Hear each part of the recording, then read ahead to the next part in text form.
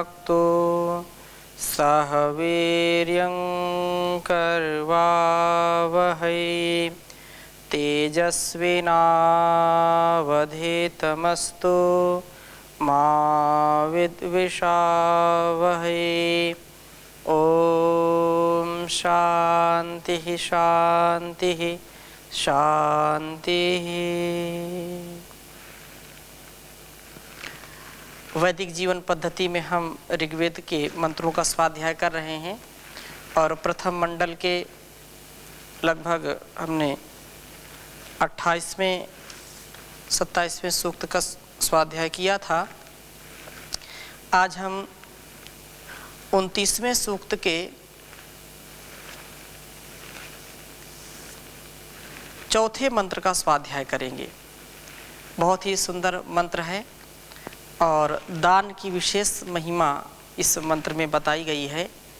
वस्तुतः दान हमारे लिए बहुत महान कर्म पहले से ही रहा है। प्राचीन भारत की यदि हम बात करते हैं तो प्राचीन भारत में ऋषि मुनियों ने दान की बड़ी महिमा गाई है और दान के लिए सब कुछ अपना निछावर कर दिया था।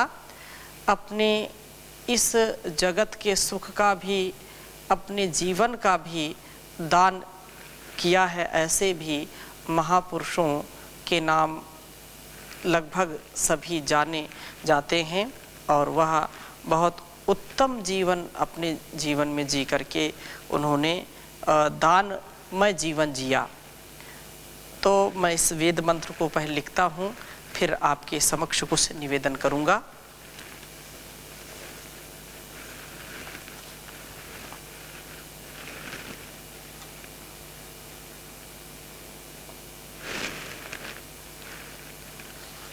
ओम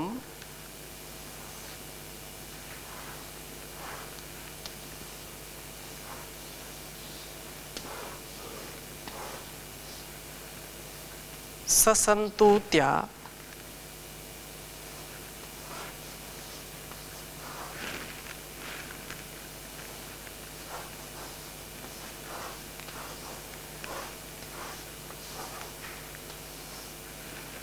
ओम ससंतु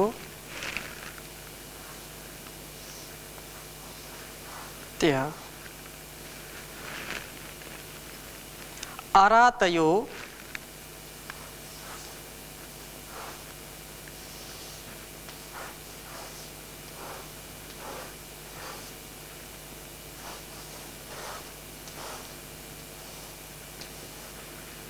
आरातयो बोधन्तु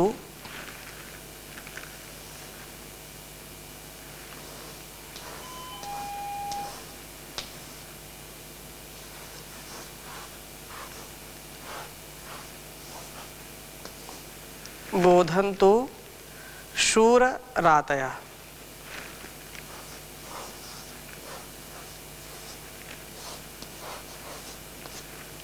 बोधन्तु शूररातयः।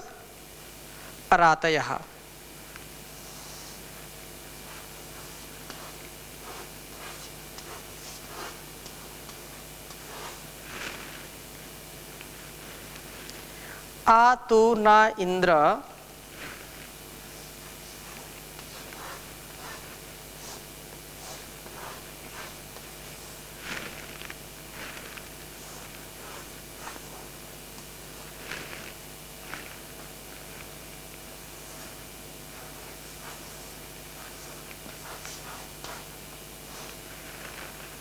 आतु न इंद्र संशयः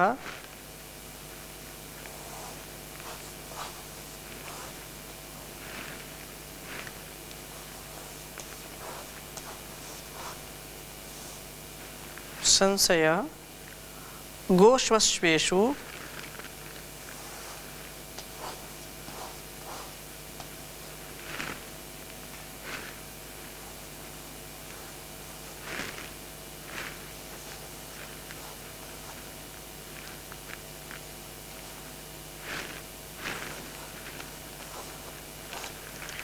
गोश्वश्वेषु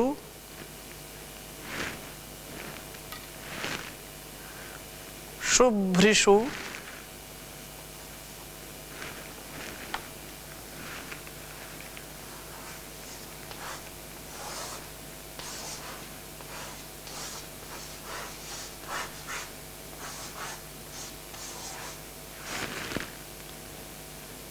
सहस्रेषु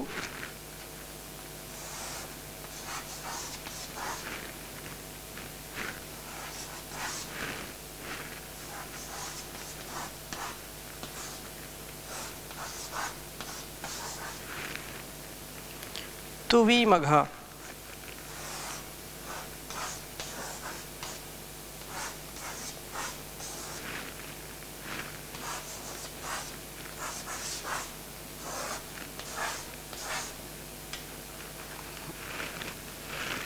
एक बार इसका उच्चारण करेंगे। ओम ससन्तु त्या अरातयो बोधन्तु शूररातयः आतु न इंद्र संशया गोष्वस्वेषु शुभ्रिषु सहस्रेषु तुवीमघ। ओम ससन्तु त्या अरातयो बोधन्तु शूररातयः आतु न इंद्र संशया गोष्वस्वेषु शुभ्रिषु सहस्रेषु तुवीमघ। इस प्रकार से इस वेद मंत्र को हमने आपके सामने रखा। अब इसका भावार्थ क्या है, इसके संदर्भ में चर्चा करते हैं। और बहुत ही सुंदर भाव है, जैसा कि मैंने पहले भी कहा कि हम अदान का त्याग करें। जो दान वाली प्रवृत्ति है उससे हम अपने जीवन को सुंदर बनाएं, और जो अदान वाली प्रवृत्ति है उसको दूर करें। दाता बने, दानवीर बने, इससे हमारे जीवन का कल्याण होगा, क्योंकि वह परमात्मा सबसे बड़ा दाता है, वो सबसे बड़ा दानवीर है। वो कितना संसार में वो निरंतर देता ही रहता है। तो हम उसके जब प्रतिनिधि हैं, हम उसके पुत्र पुत्रियां हैं, संतान हैं, तो हमारे जीवन में भी ऐसा स्वभाव होना चाहिए, हमारा जीवन भी ऐसा होना चाहिए जो दान वृत्ति से परिपूर्ण हो। दान देना हम सीखें। दान इस संसार का सबसे बड़ा महान कर्म है। तो कहा है कि हे इंद्र, सब शत्रुओं का विद्रवण करने वाले प्रभु, आपकी कृपा से त्यावे अरातयः, दान न देने की वृत्तियां ससंतु, हमारे जीवनों में से समाप्त हो जाएं। वो सारी जो अरातयां हैं, जो हमारे लिए एक प्रकार से शत्रु का काम करते हैं, जो दान न देने की प्रवृत्ति वाली जो हमारे अंदर वृत्ति है, वो प्रवृत्ति है, उसको हमारे जीवन से दूर कर दीजिए, उसको समाप्त कर दीजिए। और हे शूर, हे सब शत्रुओं का हिंसन करने वाले प्रभु, आप सब प्रकार के हमारे शत्रुओं का नाश करने वाले हैं। तो हे प्रभु, शूर रातयः, जो जान वृत्तियां हैं, बोधन तू जाग उठें, वो हमारे अंदर जो जान की वृत्तियां हैं वो जागृत हो जाएं, वो हमारे लिए कल्याणकारी हो जाएं, हमको प्रेरित करने वाली हो जाएं। बोधन तू जाग उठे, अर्थात हम न देने की वृत्ति को समाप्त करके देने की वृत्ति का अपने में पोषण करें। अर्थात वह जो प्रवृत्ति है, वह जो वृत्ति है, जिससे अपने जीवन को मैं सदा विशेष बनाता रहता हूँ या बनाती रहती हूँ, स्त्री पुरुष कोई भी हो, उस सबके लिए जो दान वृत्ति है सबके लिए विशेष वृत्ति होती है। और वो दान वृत्ति ही सब बुराइयों को नष्ट करने वाली है। दान की वृत्ति यदि हमारे अंदर जाग जाती है तो निश्चित रूप से अन्य जो लोभ की वृत्ति है, लालच की वृत्ति है, काम क्रोध लोभ मोह की जो वृत्ति है, वो सारी वृत्तियां दूर हो जाती हैं। वो दाप लवणे जो कहा, दो खंडने, तो ऐसे जो है दाप लवणे अर्थात जो खंडन करने वाली है, वह वृत्ति जो हमारे जीवन को जो दुरित हमारे लिए, जो हमारे लिए एक प्रकार से दुर्गुण दुर्व्यसन दुर्व्यवहार का जो काम करने वाली वृत्ति है, उसका खंडन कर देती है। और दैव शोधने, ये दान की वृत्ति, इसमें भी दैव शोधने शोधन करती है, हमारा परिष्कार करती है, हमारा परिशोधन करती है, हमारे अंदर का जो अवगुण है, जो दुर्गुण है, उसको दूर करके सद्गुण से युक्त कर देती है दान की वृत्ति। तो हे प्रभु, आप इस दान की वृत्ति से नहा हमें शुभ्रशु, शुद्ध व सहस्रेशु, आनंद युक्त जो है करिए, हमको ये दान की वृत्ति से आनंदित करिए। गोषु ज्ञानेन्द्रियों व अश्वेशु कर्मेंद्रियों में असंशया सर्वथा प्रशंसनीय बना दीजिए। तुवी मघा, हे प्रभु आप महान ऐश्वर्यशाली हैं, ऐश्वर्य वाले हैं प्रभु। जीवन को शुद्ध बना करके मैं भी आपका ही अंश, छोटा रूप बन जाऊंगा। मेरे अंदर का जो न्यूनता वाला स्वभाव है, जो संकीर्ण स्वभाव है, जहाँ विशालता होनी चाहिए वहाँ पर मैं जो संकीर्ण विचारधारा रखता हूँ, उस विचारधारा से मैं सदा सर्वदा के लिए ऊपर उठ जाऊँ। मेरे अंदर सुख और शांति का अनुभव हो, और वो कब होगा? जब मेरे अंदर दान की वृत्ति होगी। चाहे भूखे को भोजन देना हो, प्यासे को पानी पिलाना हो, नंगे को वस्त्र देना हो, निर्धन को धन देना हो, अज्ञानी को जान देना हो, यदि अब मैं ऐसा कर पाता हूँ तो ये मेरे लिए बहुत बड़ा सौभाग्य होगा। यदि मैं किसी अनपढ़ के लिए शब्द जान देता हूँ, शब्द दान देता हूँ, तो वो मेरे लिए एक दान है। यदि कोई रोगी है उसको मैं औषध देता हूँ तो मेरे लिए बड़ा दान है। वो भूखा है, तड़प रहा है भूख से, उसको मैं अन्न दान देता हूँ तो ये मेरे लिए बड़े गौरव की बात होगी। वैसे संसार में हम देखें, माता पिता से लेकर के, गुरु आचार्य से लेकर के, मित्र बंधु सखा से लेकर के, ये जो संसार के संबंध हैं ये दान से ही बंधे होते हैं। इसलिए दान, क्योंकि उस दाता सबसे बड़ा दाता है, ये दान की जो प्रवृत्ति है ना, ये हमको दानवीर बनाती है, और जो देता है वही देवता कहलाता है। नहीं तो संसार में सब लेवता ही होते हैं। दान की वृत्ति यदि हमारे अंदर आती है तो एक न एक दिन हम विशेष बन जाते हैं, और ऐसी विशेषता हम सबके अंदर होनी ही चाहिए। क्योंकि यदि हम विशेष नहीं बनेंगे तो निश्चित रूप से सारे जीवन का जो अनुभव है वह अनुभव किसी की काम नहीं आएगा। हम अपने अनुभवों से भी दूसरों को लाभ देते हैं तो वो भी एक प्रकार से ज्ञान का दान होता है। तो ये जो प्रार्थना कही है कि अरातयो, जो दुष्ट हैं, हे दुष्टों को दंडित करने वाले परमेश्वर, दानशील यज्ञ की भावना रखने वाले जन सदा सावधान और प्रमाद रहित होकर के सदकर्मों में लगे रहें। यज्ञ आदि शुभ कर्मों के विरोधी दुष्ट जन सदा आलस, निद्रा आदि के वश में पड़े न रहें, और ताकि सज्जनों के उत्तम कर्मों में किसी प्रकार की बाधा उपस्थित ना हो। जो आलस्य है, जो दुर्गुण है, निद्रा है, वो सब दूर हो, और जो दुर्जन है वो सदा आलस में पड़े रहें, वो सदा सोते रहें, तो सज्जनों के कार्य में कोई बाधा नहीं आएगी। हे परमेश्वर, तो सदा हमारे हृदयों में निवास कर और अपनी प्रेरणाओं से हमें उत्तम बना। हे सब धनों के स्वामी, तू हमें गौ, अश्व आदि प्रभुत धनों में स्थापित कर तथा बुद्धि और बल प्रदान कर। यह जब हम दान की प्रवृत्ति हमारे अंदर होगी तो वह परमात्मा हमारे लिए विशेष बन जाता है, और जब तक ये प्रवृत्ति हमारे अंदर होती नहीं है तब तक किसी भी प्रकार से यह कार्य नहीं हो सकता है। तो दान का जो महत्व है हमारे जीवन में वो बहुत ही महनीय है, क्योंकि दान के विषय में बहुत कुछ हमारे शास्त्रों में कहा है। दान के कारण ही माता सीता ने लक्ष्मण रेखा को पार करके एक मर्यादा से भी बढ़कर के दान को माना है। उन्होंने जो लक्ष्मण रेखा नहीं पार करनी चाहिए उसको भी उन्होंने दान के कारण पार किया। चाहे हम कर्ण की बात करें, चाहे हरिश्चंद्र दानी की बात करें, कितने कितने उदाहरण इस संसार में दिए जा सकते हैं जिन्होंने दान के कारण सब कुछ अपना दांव पर लगा दिया।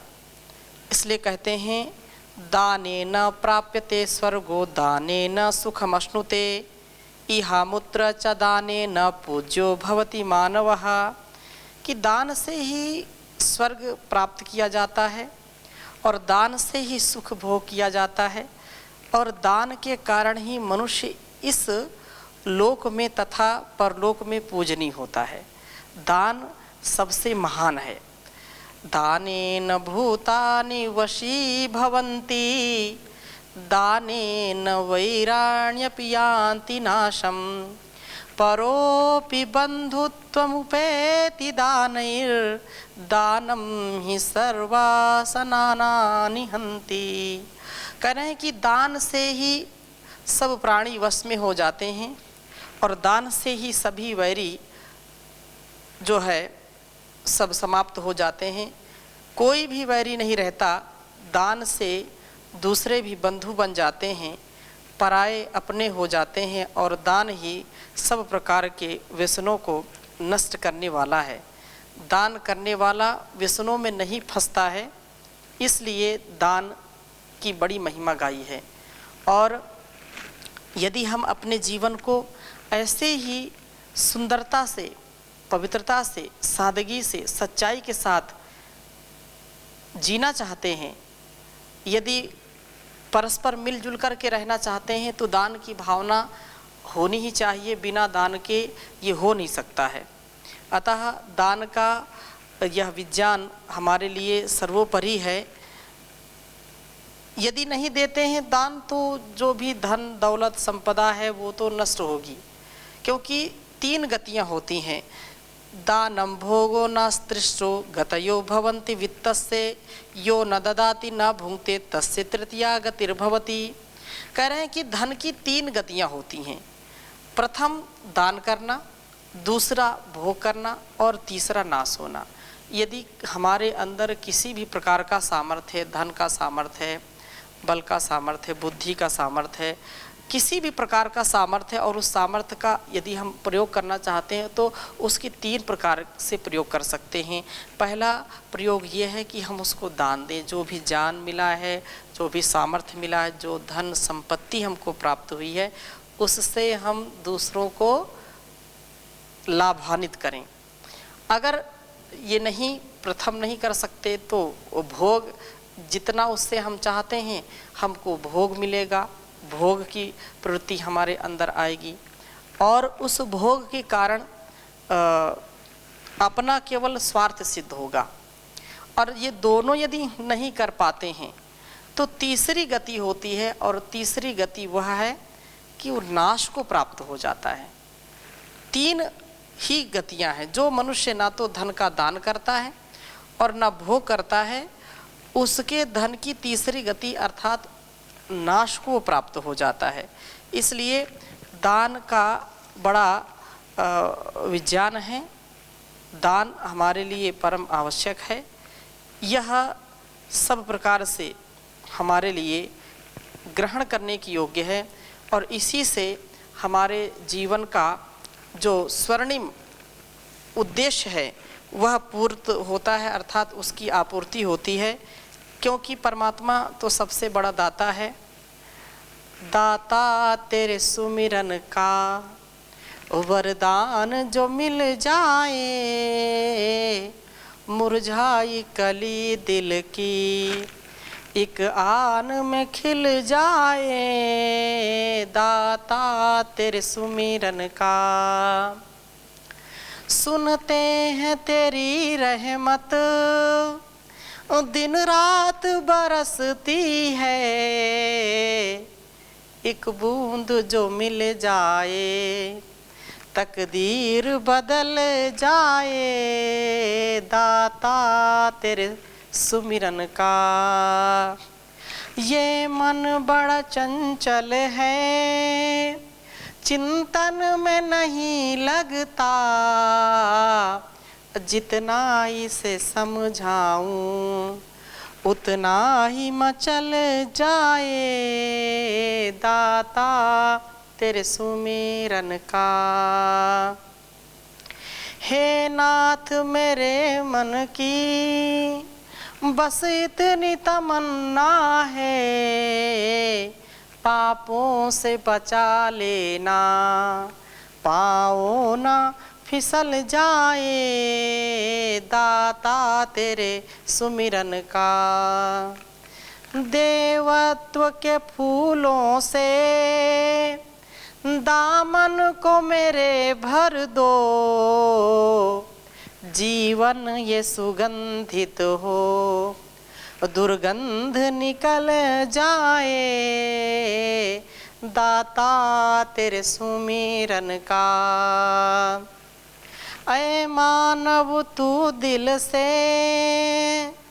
प्रभु का सिमरन कर ले, दोषों भरे जीवन का कांटा ही बदल जाए दाता तेरे सुमिरन का। वरदान जो मिल जाए मुरझाई कली दिल की। तो उस परमात्मा के जब हम इस प्रकार से प्रार्थना करते हैं तो हमारे अंदर वो दानशीलता अपने आप आ जाती है, हम दानवीर बन जाते हैं, क्योंकि सबसे बड़ा दाता तो वही है परमात्मा। और हम उसको अपने हृदय में सदा झांकें, अपने हृदय में उसको सदा स्थान दें, क्योंकि यह मन मंदिर, यह देवालय, यह शिवालय ही उसका वास है। इससे हम कभी भी एक पल के लिए भी विमुख ना हो, उस परमात्मा की शरणागति को हम प्राप्त हों। इसलिए कहते हैं पास रहता हूँ तेरे सदा मैं, अरे तू नहीं देख पाए तो मैं क्या करूं। पास रहता हूँ तेरे सदा मैं, अरे तू नहीं देख पाए तो मैं क्या करूं। मूढ़ मृग तुल्य चारों दिशाओं में तू ढूंढने मुझको जाए तो मैं क्या करूं। कोसता दोष देता है मुझको सदा, मुझको यह ना दिया मुझको वह ना दिया। कोसता दोष देता है मुझको सदा, मुझको ये ना दिया मुझको वो ना दिया। श्रेष्ठ सब से मनुष्य तन तुमको दिया, सब्र तुमको ना आए तो मैं क्या करूं।